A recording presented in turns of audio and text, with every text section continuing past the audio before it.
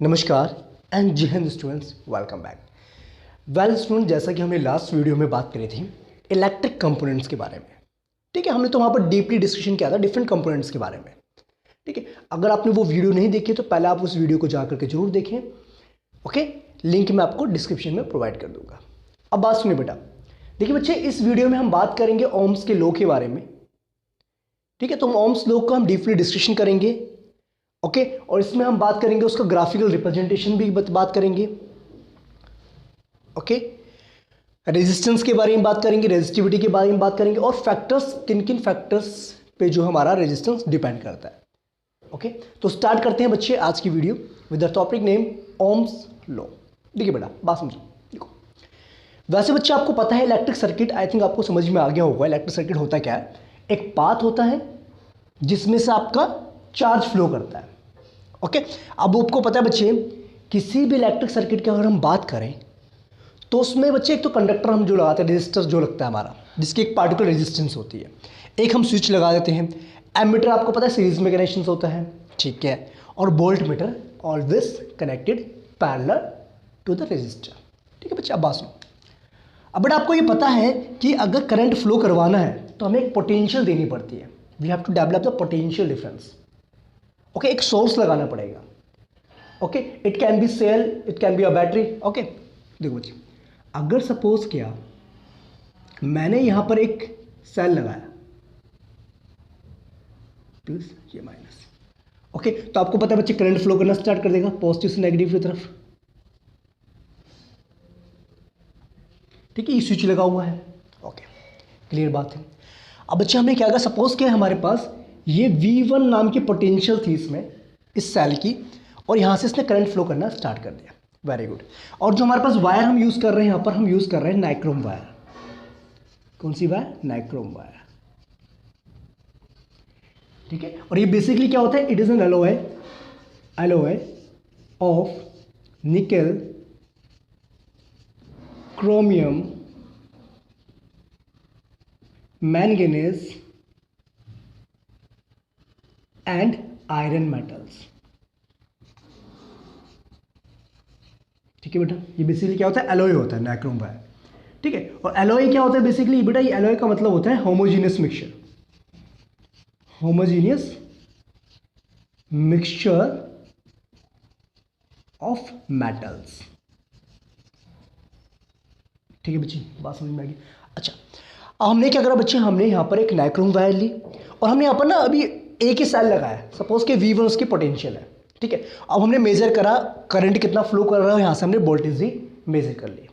ठीक है, अब उसके बाद जैसे हम यहाँ पर बताओ मेरे हिसाब से, अगर मैं पोटेंशियल बढ़ाता जाऊं, अगर मैं यहाँ पर पोटेंशियल बढ़ाता जाऊंगा तो क्या हमारा करंट भी बढ़ता जाएगा? ठीक, अगर मैं यहां पर जो है पहले V1 सेल लगा दिया, फिर मैंने यहां पर V2 सेल लगा दिया, फिर यहां पर मैंने V3 सेल भी लगा दिया। ठीक है, अगर मैं पोटेंशियल बढ़ाता जा रहा हूं सर्किट के अंदर तो क्या करंट का जो फ्लो है, क्या जो चार्ज का फ्लो है वो भी बढ़ जाएगा। तो इसी को एक्सप्लेन करा था हमारे ओम्स ने। उन्होंने क्या बोला था, उन्होंने बोला कि अगर किसी भी पार्टिकुलर सर्किट के अंदर अगर मैं पोटेंशियल डिफरेंस बढ़ाता जाऊंगा तो ऑब्वियसली बात है उसके अंदर करंट का अमाउंट भी बढ़ता जाएगा। उनका कहने का मतलब ये था कि जो पोटेंशियल डिफरेंस आपका है और जो करंट का जो रेशियो होगा that will be constant. Are you getting note? ठीक है, उन्होंने ये बोला था जैसे जैसे एक सर्किट के अंदर पोटेंशियल डिफरेंस इंक्रीज करते जाएंगे, ओके, तो वैसे वैसे उस सर्किट के अंदर करंट का अमाउंट भी बढ़ता जाएगा। ठीक है, और उन्होंने ये बोला था कि जितनी बार उन्होंने पोटेंशियल बढ़ाया और करंट को जो मेजर किया उसका जो रेशियो आ रहा था दैट इज कांस्टेंट, वो फिक्स आ रहा था। तो यहां से ये कंक्लूजन मिला कि पोटेंशियल डिफरेंस जो आपका है that is directly proportional to the current, और यही हमारा ओम्स का लॉ था। नहीं समझे बात? देखो, ओम्स लॉ क्या कहता है हमें, पहली बात सुनिए बच्चे आप। देखो, it state that potential difference across the end of conductor is always directly proportional to the amount of current. समझ रहे हो बात को कि नहीं समझ रहे हो? ठीक है, कि इस सर्किट के अंदर कितना अमाउंट हमारा करंट का फ्लो कर रहा है उसके डायरेक्टली प्रोपोर्शनल होगा क्या? Potential difference. ओके, अगर आप एग्जैक्ट डेफिनेशन लिखना चाहते हैं आप इसको नोट डाउन कर सकते हैं, स्क्रीन पे मैंने आपको शो कर दिया। ठीक है, बात समझ में आ गई?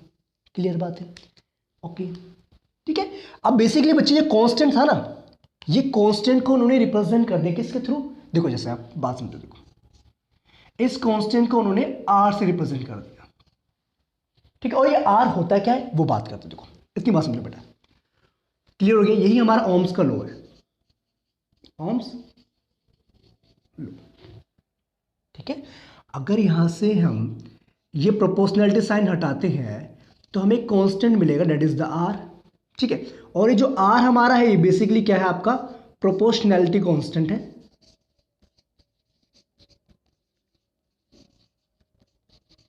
कांस्टेंट, ठीक है, और बेसिकली है क्या चीजें? It is resistance, it is resistance. क्या ये?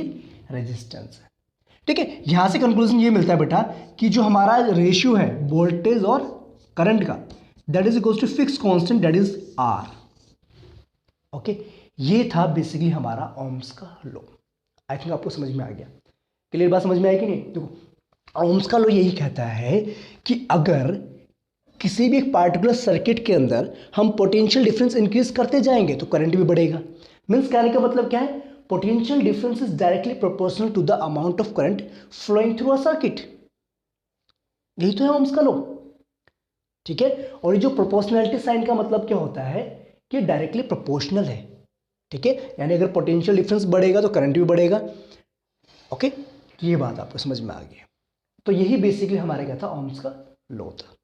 क्लियर बात है? और ये जो बेसिकली बेटा क्या है ना, इनका जो रेशियो है पोटेंशियल डिफरेंस और करंट का, वो क्या होगा? फिक्स होगा। हर प्राइम आपका कांस्टेंट होगा। ठीक है, अप्रोक्सीमेटली कांस्टेंट वैल्यू होगी, और उस कांस्टेंट वैल्यू को उन्होंने नाम दे दिया आर। ठीक है, जो कि क्या होता है? रेजिस्टेंस होता है। क्या होता है? रेजिस्टेंस। बात समझ में आ गया? ठीक है, ठीक है बच्चे। ओके, क्लियर बात है बच्चे? Very good. ओके, अब बात सुनो बेटा, अभी जो वर्ड आपने सुना है रेजिस्टेंस, अब ये होता क्या है?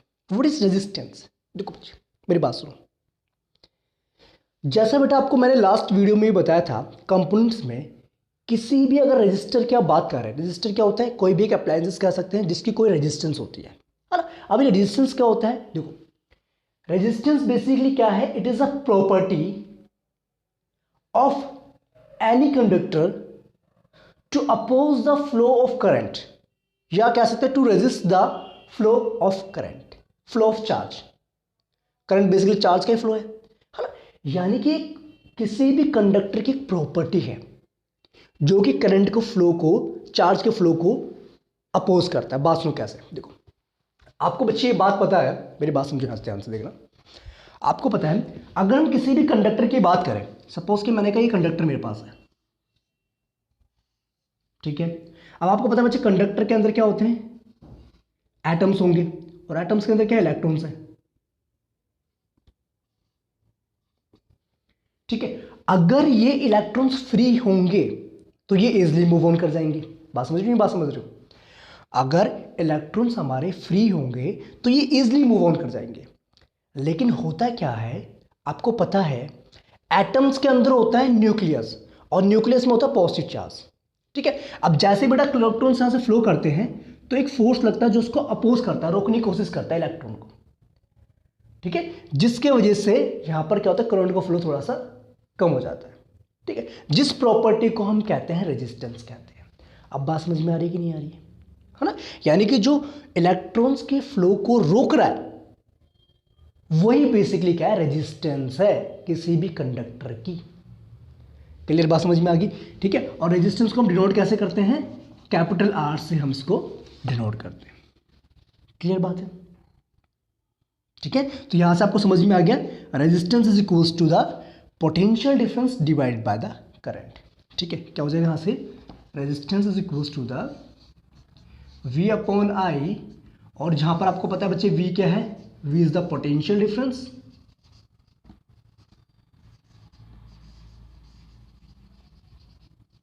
And I is basically electric current. ठीक है बेटा, बात क्लियर हो रही है। और अगर हम स्टैंडर्ड यूनिट की बात करें रेजिस्टेंस की, किसकी यूनिट की, एसआई यूनिट की बात करें, तो इसकी जो एसआई यूनिट होती है दैट इज ओम।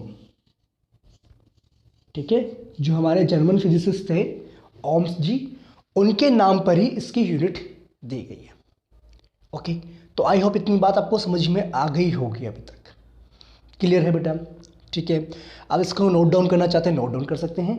ठीक है, ओके, वेरी नाइस। ओके बच्चे, तो ये था बेसिकली हमारा ओम्स का लॉ और ये रेजिस्टेंस के बारे में आपको समझ में आ गया। क्लियर बात है बच्चे? अब बड़े यहाँ पर हम बात करेंगे इसके ग्राफ के बारे में कि एक्चुअल में क्या होता है। आपको पता चल गया है कि पोटेंशियल डिफरेंस जो करंट के डायरेक्टली प्रोपोर्शनल है, तो ऑब्वियसली बात है जब डायरेक्टली प्रोपोर्शनल की बात आती है तो उनका जो ग्राफ बनता है वो स्ट्रेट लाइन बनता है। ठीक है, तो बात करते हैं ग्राफिकल रिप्रेजेंटेशन की। Till that pause video, note it down. Okay students, I hope कि आपको ओम्स लॉ प्रॉपर्ली समझ में आ गया होगा। अब बात पूछो बेटा, अभी हमने बताया था आपको रेजिस्टेंस के बारे में। ठीक है, और आपको पता है रेजिस्टेंस बेसिकली क्या है, the ratio of the potential difference and the current. Okay, अब आपको ये भी पता है बेटा कि potential difference is directly proportional to the current. ठीक है, अच्छी बात है। अगर बच्चे हम पोटेंशियल डिफरेंस और करंट का अगर ग्राफ बनाएंगे तो it will be straight line graph होगा। क्लियर बात है? क्या होगा? स्ट्रेट लाइन ग्राफ होगा। ओके, बात समझ में आ गई? Very good. अच्छा बेटा, यहां से एक और रिलेशन आपको मिलता है, एक रिलेशन और क्या मिलता है देखो, अगर हम यहां से देखें ध्यान से तो यहां से हमें ये मिलेगा कि जो आई है आपका करंट जो है वो बेसिकली क्या हो जाएगा आपका, यह हम ऐसे कह सकते हैं, ये कह सकते हैं, देखो यहां से हमें ये मिल सकता है कि रेजिस्टेंस या करंट, हाँ देखो, हाँ करंट हमारे यहां से ये मिल जाएगा आपका V अपॉन में R मिल जाएगा। ठीक है, तो इसका मतलब हमें यहां से मिलता है कि जो करंट आपका है that is inversely proportional to the resistance. समझे बात? इसका मतलब क्या? इनवर्सली प्रोपोर्शनल, यानी कि electric current is inversely proportional to the resistance. ठीक है बेटा, बात को समझना यहां पर, ये बात मैंने क्यों बोली। ठीक है, देखो इनवर्सली प्रोपोर्शनल का मतलब ये हुआ अगर किसी भी कंडक्टर की रेजिस्टेंस को आप इंक्रीज कर देंगे तो करंट का फ्लो क्या हो जाएगा? डिक्रीज हो जाएगा। नहीं समझे बात? मैंने क्या बोला था, अगर तुम इलेक्ट्रॉन को मूव ही नहीं करने दोगे तो क्या करंट फ्लो करेगा? नहीं करेगा ना। अगर इलेक्ट्रॉन इजीली मूव कर रहा है तो भाई कंडक्शन तो फास्ट होगी, अगर इलेक्ट्रॉन इजीली मूव नहीं कर पा रहा है तो कंडक्शन स्लो हो जाएगा। Are you getting a note?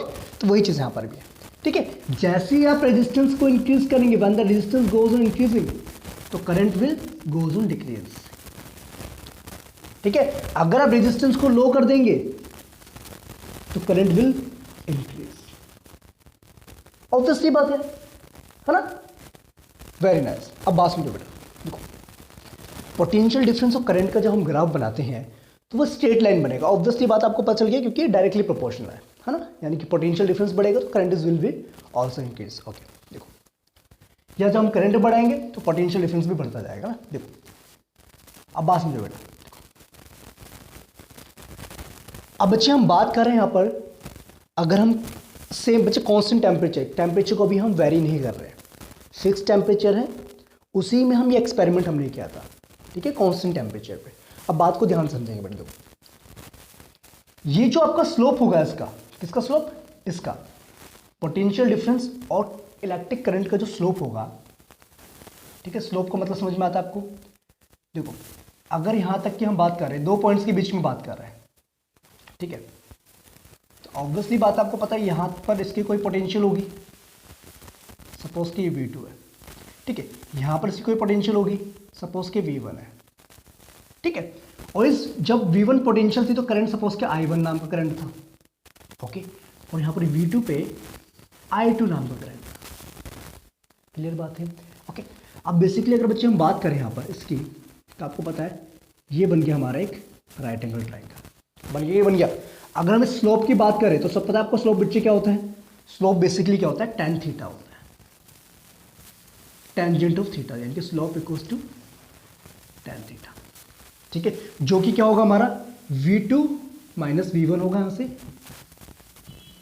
Upon में i2 माइनस i1 होगा। Are you getting note? ठीक है, और बेसिकली बेटा होता है क्या, पोटेंशियल डिफरेंस डिवाइड में करंट रेजिस्टेंस होता है ना, क्या समझे बात? यानी कि अगर हम करंट और पोटेंशियल डिफरेंस का ग्राफ बनाते हैं तो उसका स्लोप हमेशा हमें क्या प्रोवाइड करेगा, रेजिस्टेंस प्रोवाइड करेगा, that is equals to the resistance. Are you getting note? ठीक है, तो कभी कभार क्या होता है, आपको ग्राफ दिया जाता है, वहां से रेजिस्टेंस फाइंड आउट करने के लिए बोला जाता है, तो आप 2 पॉइंट्स दे सकते हैं कोई से भी। ठीक है, ओके, उसके अकॉर्डिंग आप स्लोप फाइंड आउट कर सकते हैं। बात समझ में आ रही है कि नहीं आ रही है? ठीक है, तो यहां पर हम लिख सकते हैं स्लोप ऑफ पोटेंशियल डिफरेंस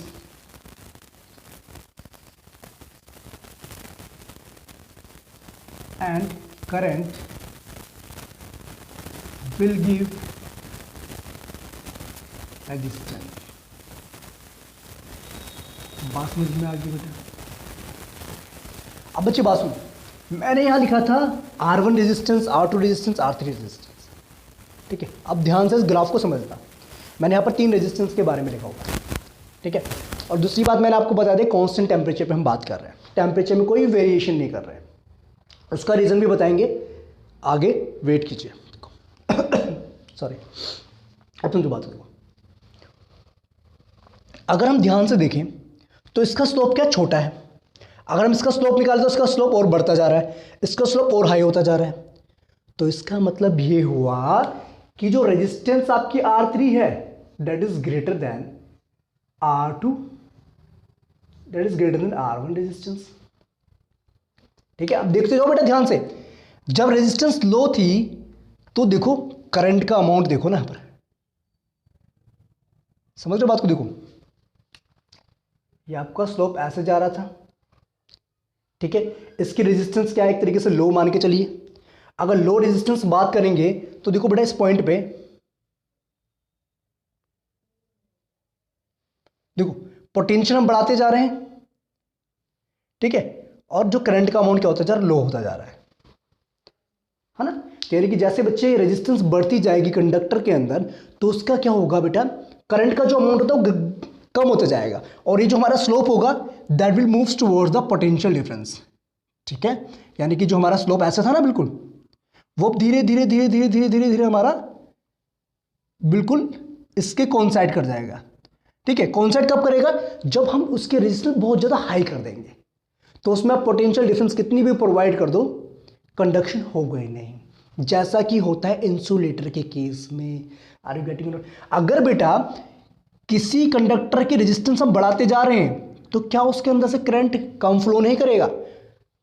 नहीं समझे, है ना?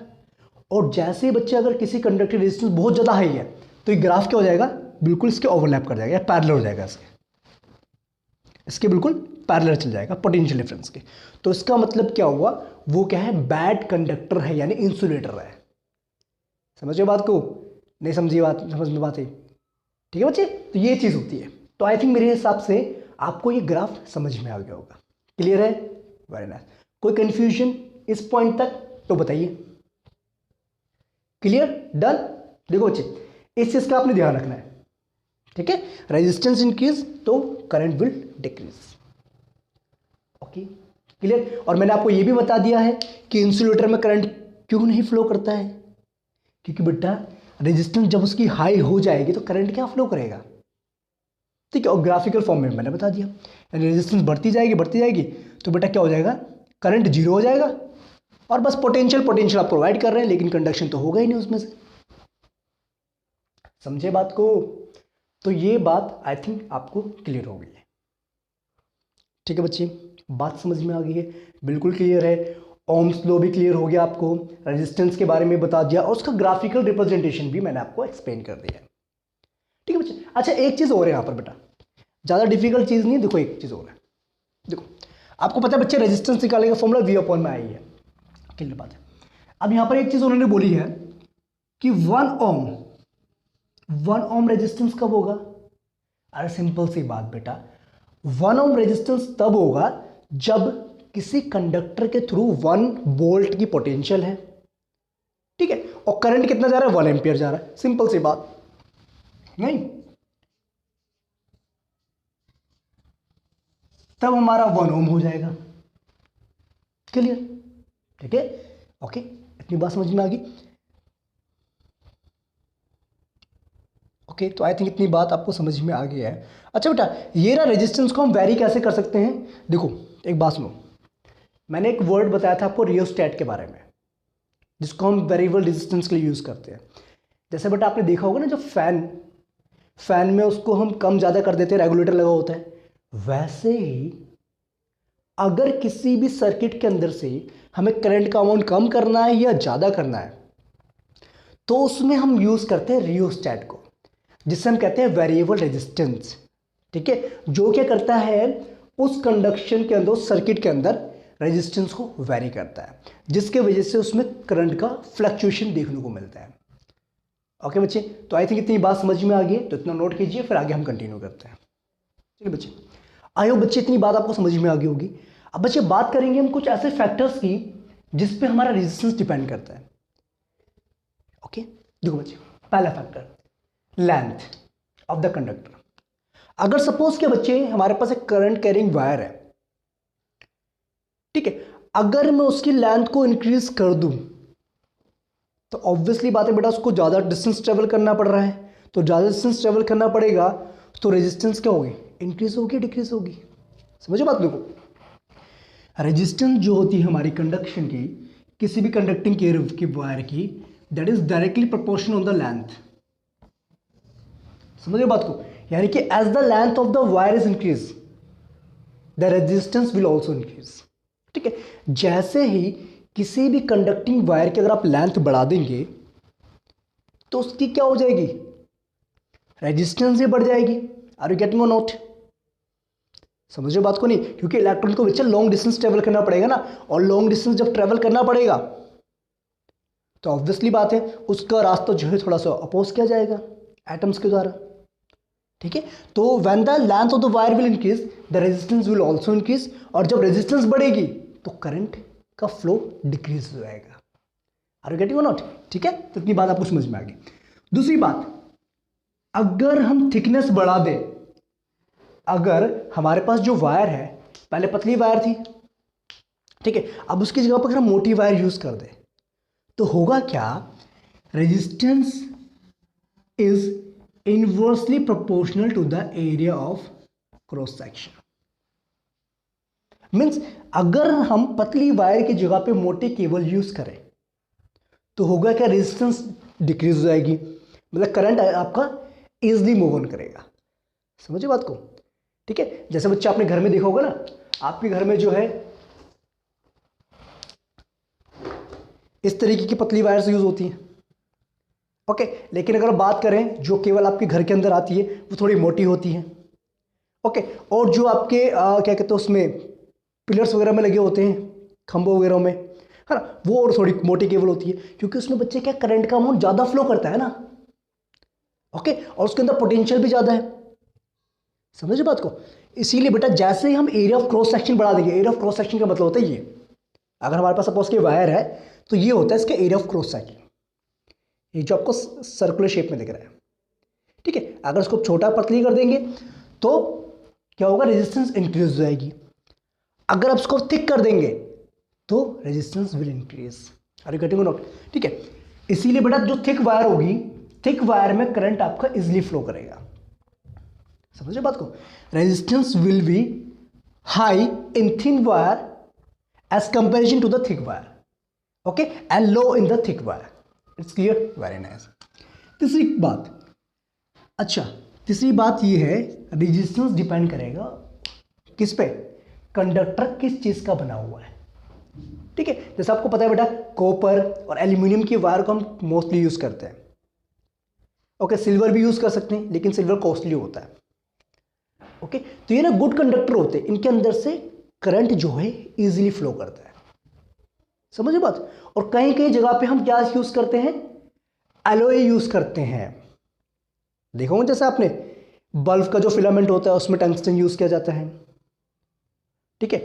टोस्टर हो गया आपका, इलेक्ट्रिक आयरन हो गया, प्रेस जिसे आप कहते हो, उन सब में हम एलॉय का यूज करते हैं।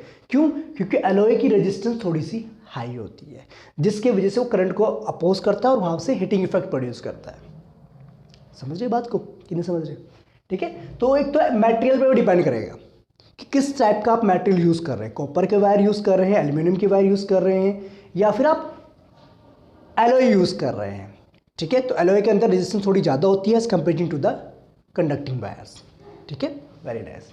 कंडक्शन तो बच्चे एलॉय में भी होता है लेकिन थोड़ा कम होता है एज कंपेरिजन टू द किसके कंपेरिजन में, copper wire, silver wire, aluminium wire, okay. देखो तो सी बच्चे फोर्थ फैक्टर,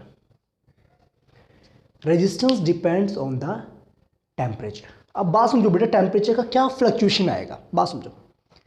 एक वायर आपके पास है, अगर मैं इसमें टेम्परेचर इंक्रीज करता जाऊं तो क्या होगा, इनके बीच में बॉन्डिंग जो होगी वीक होती जाएगी, ओके। और इलेक्ट्रॉन जो फ्लो होता जाएगा वो स्लो डाउन हो जाएगा, और जिसके वजह से हमारी रेजिस्टेंस वायर की बढ़ जाएगी, और रेजिस्टेंस बढ़ने से क्या होगा, करंट का फ्लो डिक्रीज हो जाएगा। क्लियर बात? तो यहां से आपको बेटा कंक्लूजन ये मिलता है कि रेजिस्टेंस बेसिकली डिपेंड करता है एक तो length of the conducting wire या कंडक्टर, ठीक है। जितनी ज़्यादा लेंथ होगी उतनी ही ज़्यादा उसमें रेजिस्टेंस होगी, ठीक है। दूसरा डिपेंड करता है एरिया ऑफ क्रॉस सेक्शन पे, जितना ज़्यादा एरिया ऑफ क्रॉस सेक्शन होगा उतनी कम उसमें रेजिस्टेंस होगी, ठीक है। थर्ड फैक्टर जो है आपका वो है मटेरियल, किस क्वालिटी का बना हुआ, किस चीज़ से बना हुआ है एक पार्टिकुलर कंडक्टर, ठीक है। Fourth one is the temperature. तो आई थिंक इतनी बात आपको क्लियर हो गई है। डन, देख लीजिए एक बार, ठीक है बच्चे, ओके। तो यहां से आपको क्वेश्चंस देखने को मिल सकते हैं एग्जाम में, ओके बेटा। चलो अब बात समझो बेटा, देखो रेजिस्टेंस क्या डायरेक्टली प्रोपोर्शनल लेंथ के, लेकिन इनवर्सली प्रोपोर्शनल किसके, एरिया ऑफ क्रॉस सेक्शन। पता चल गया बच्चे, area of cross section basically क्या होता है, ये होता है सर्कुलर जो पोर्शन आपका है, ठीक है। देखो अगर बेटा इन दोनों को हम कंबाइन कर दें तो हमें यहां से ही मिलता है resistance is directly proportional to the length but inversely proportional to the area of cross section, ठीक है। अब इसको जो प्रोपोर्शनल साइन हमारा लगा रखा है, इसको जब हम हटाएंगे तो इसको हम एक कांस्टेंट का नाम दे देंगे, ठीक है। तो ये जो हमारे पास आया रो RHO, ये बेसिकली क्या प्रोपोर्शनैलिटी कांस्टेंट है, ठीक, कांस्टेंट है। और बेसिकली हमें क्या बताता है, रेजिस्टिविटी के बारे में, रेजिस्टिविटी, ठीक है, ठीक है बच्चे। तो ये बेसिकली हमें क्या बताता है, रेजिस्टिविटी के बारे में बताता है किसी भी एक पार्टिकुलर कंडक्टर की। समझ में बात आ गई, ठीक है, ओके। तो किसी भी कंडक्टर की हमें रेजिस्टिविटी के बारे में बताता है, ओके। तो यहां से बच्चे हमें एक टर्म और मिल गई है, that is the resistivity, okay. बात समझ में आ गई, क्लियर बच्चे। तो ये जो आपका रेजिस्टिविटी वर्ड आया, आपका रेजिस्टिविटी,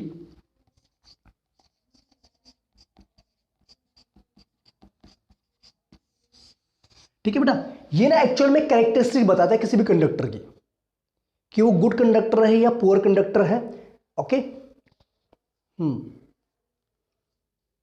ठीक है, ठीक है बच्चे, बात समझ में आ गई, ओके। तो ये बेसिकली बताता है क्या है, इसके मटेरियल की क्वालिटी के बारे में बताता है, उसके मटेरियल की कैरेक्टरिस्टिक्स के बारे में बताता है, ठीक है। तो ये क्या बताता है, basically characteristics of the material of a conductor, ठीक है। क्या बताता है,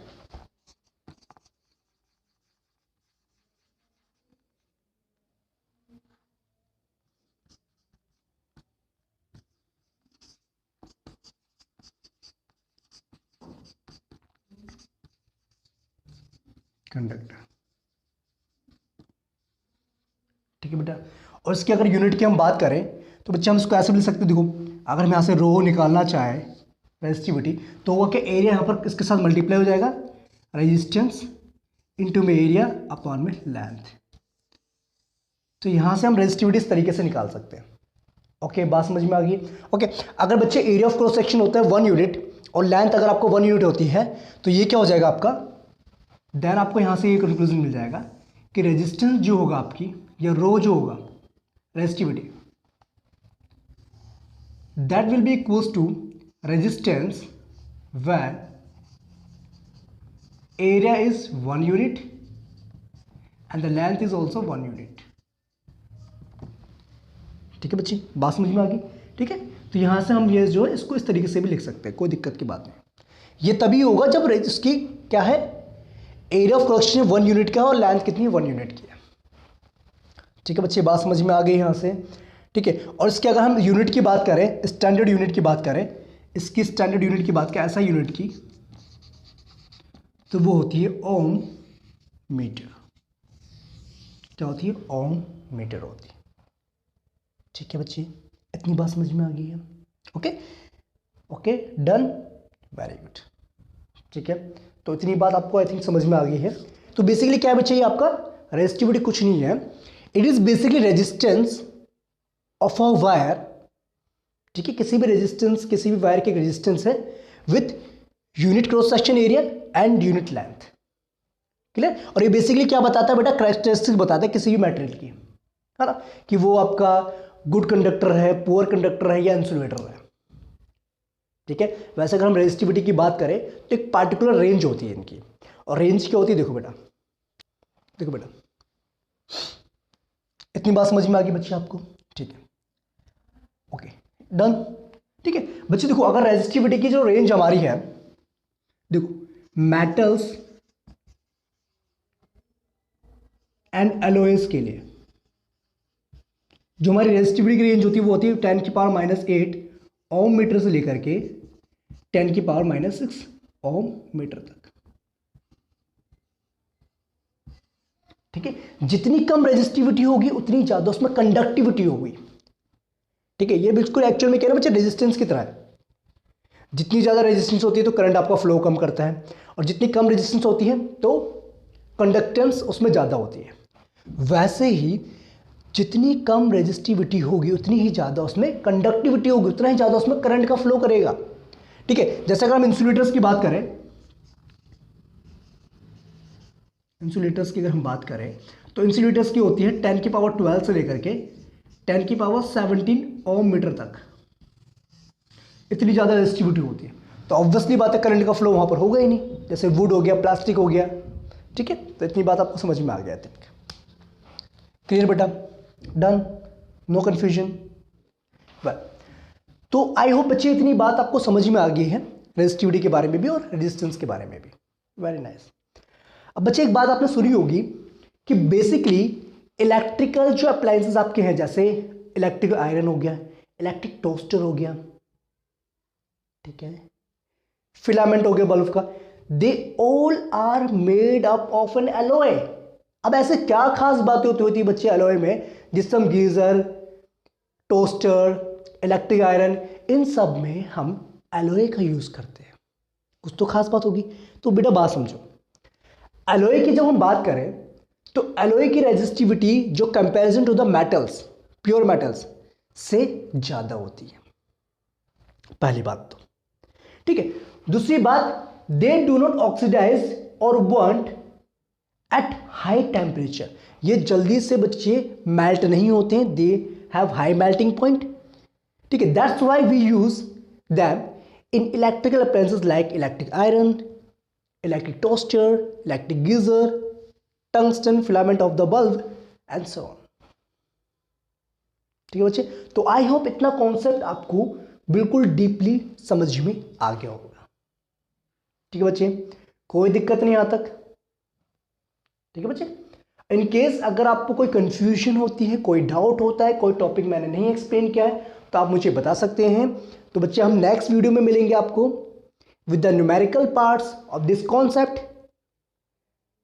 ओके, टिल दैट, जय हिंद, take care and thank you.